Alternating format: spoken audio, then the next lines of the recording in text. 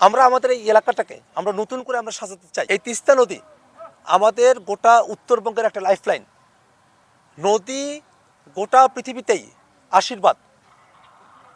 নদীর তীরেই সব ধরনের সভ্যতার জন্ম হয়েছে, কিন্তু দুর্ভাগ্যের বিষয় আমাদের এই তিস্তা নদী আপনারা দেখছেন এখন বর্ষাকাল, এখানে কিন্তু কোনো পানি নেই, হাঁটু পানি নদীতে। আর এখন আমরা যেখানে বসে আছি, যদি আমরা বর্ষাকালে আসতাম তাহলে আমাদের মাথার উপর দিয়ে এখন পানি চলে যেত, প্রবাহিত হতো। এই নদী আমাদের জন্য যে সংকটের জায়গাটা তৈরি করেছে সেটাকে আমরা সম্ভাবনায় রূপান্তরিত করতে চাই।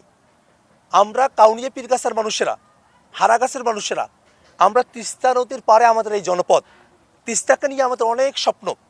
আমরা যদি তিস্তার সমস্যার সমাধান করতে পারি তাহলে আমরা আমাদের উত্তরাঞ্চলের আমাদের আশাবাদী যে আমরা 50% সমস্যার সমাধান করতে পারবো।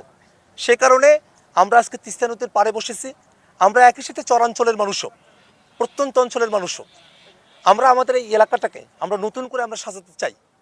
আমাদের যে নদীমাতৃক বাংলাদেশ, সেই নদীমাতৃক বাংলাদেশের যতটুকু সম্ভাবনা, তার সমস্ত সম্ভাবনাকে আমরা বাংলাদেশে আমরা বাস্তবায়ন করতে চাই।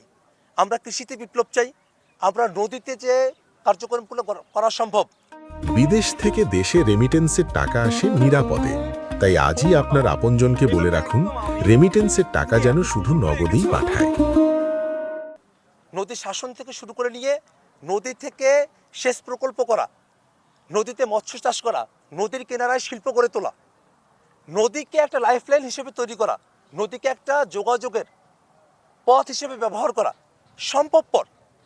যেমন দক্ষিণাঞ্চলের যে নদীগুলো রয়েছে তাতে গভীরতা থাকার কারণে তারা যত সহজে নদীপথে ঢাকায় আসা যাওয়া করতে পারে।